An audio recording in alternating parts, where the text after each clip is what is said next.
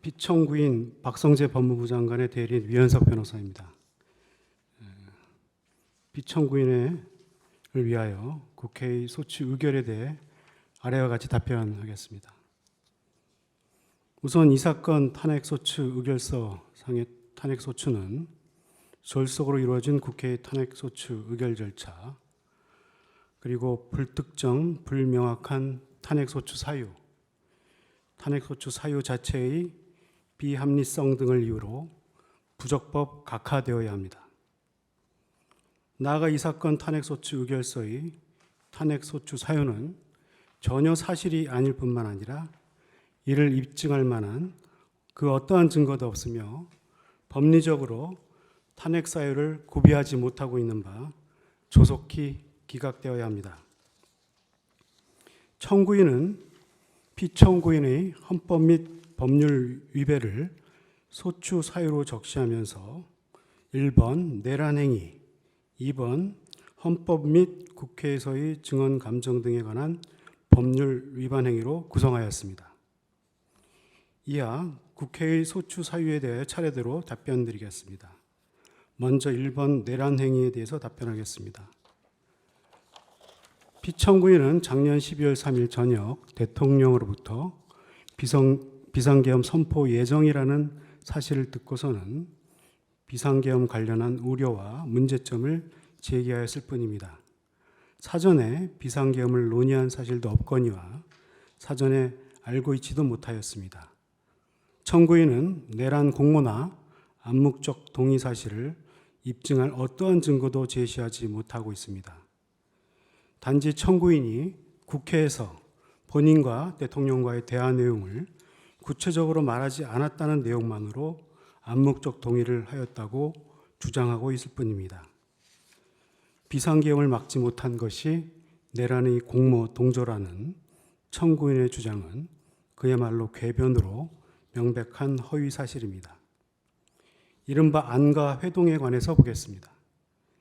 청구인은 작년 12월 4일 안가 회동이 내란의 후속 조치나 제2의 비상계엄을 시도하는 것이라고 주장합니다. 그러나 이것이야말로 청구인의 추측에 불과합니다.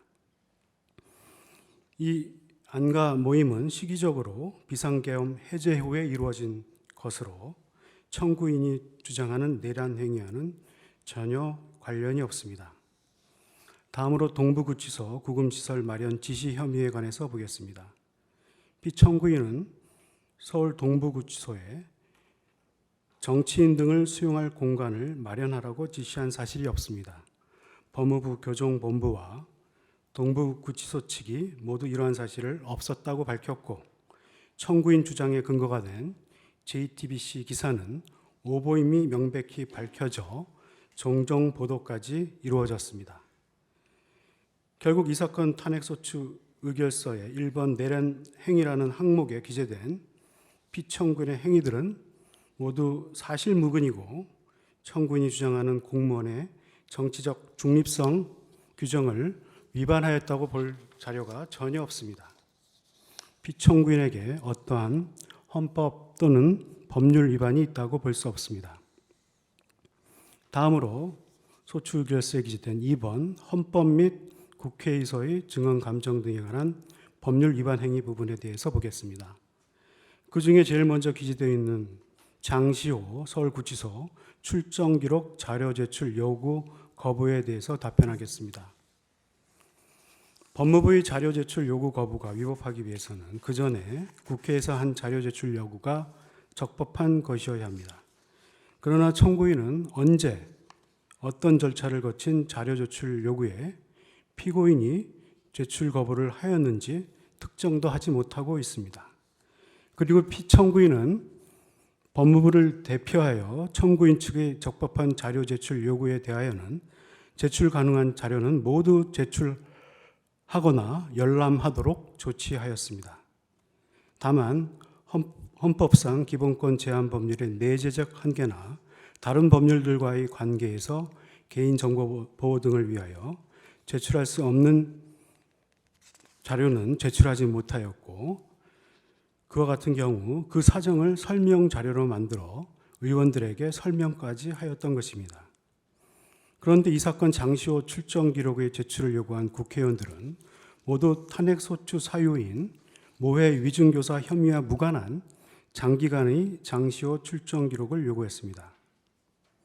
국회의 자료 제출 요구는 탄핵소추 사유와 관련성이 없고 당시 장시호의 사생활 문제에 대한 의혹 제기 행태에 비추어 사생활 침해의 목적이 있다고 의심되는 위법한 자료 제출을 요구하였습니다. 이러한 자료 제출 요구에까지 피청구인의 자료 제출 의무가 있다고 볼 수 없습니다. 한편 국회에서의 증언 감정 등에 관한 법률에 규정된 자료 제출 의무도 헌법 제37조 2항에 따라 헌법상 기본권의 본질을 침해할 수 없다는 내재적 한계가 있습니다. 그 밖에 공공기관의 정보 공개에 관한 법률, 개인정보보호법 등에 의한 제한도 있을 수밖에 없습니다.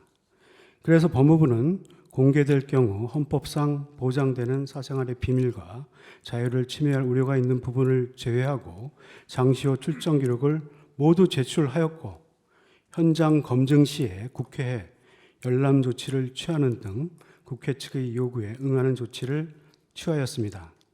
법무부가 자료 제출에 일부 응하지 못하는 경우는 이와 같은 정당한 사유가 있는 것이고 그 사유를 자료로 만들어 국회 측에 설명하였습니다. 이를 국회 증언감정법 위반이라고 볼 수 없습니다. 그리고 이와 같은 국회의 자료 제출 요구에 대한 법무부의 대응은 피청구인의 개인적인 의사에 의하여 자의적으로 결정된 것이 아니고 법무부 내부의 검토를 거쳐 이루어진 것입니다. 그리고 국회의 자료 제출 요구에 대하여 법무부뿐만 아니라 다른 행정각부, 기타 사법부를 비롯한 헌법기관 등에서 정당한 이유가 있는 경우에는 자료 제출에 응하지 못하는 경우가 다수 있는 것으로 알고 있습니다. 청구인이 이를 문제 삼아 피청구인의 탄핵 사유로 삼는 것은 극히 이례적인 경우라는 것을 말씀드립니다. 다음 대전지방검찰청 특수활동비 사용 내역 관련해서 보겠습니다. 우선 특수활동비 사용 내역에 대한 자료 제출 요구는 자료 제출 요구의 절차를 준수하지 않았습니다. 국회 증언감정법 제5조는 자료 제출 요구서를 늦어도 제출 요구일 7일 전에 송달되도록 규정하고 있습니다.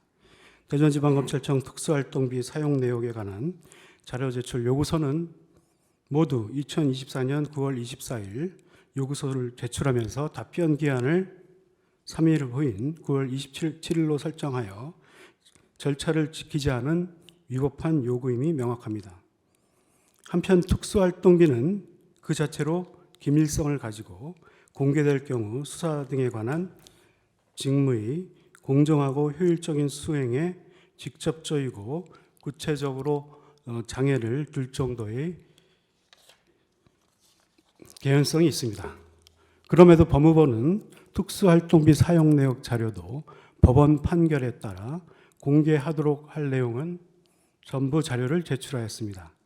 이 사건 대전지방검찰청 특수활동비 사용 내역 제출 요구는 특수활동비의 10년간 내역을 집행자, 집행 내역, 상세 내역을 모두 첨부하여 제출하라고 요구한 것이고 이를 제출하는 경우 수사 업무의 장애 발생이 예상되었습니다.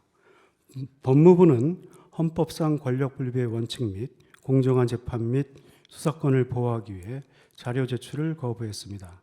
헌법상 행정부의 권한인 수사권, 소추권의 보호를 위한 자료 제출 거부가 국회 증언감정법을 위반하였다고 볼 수 없습니다.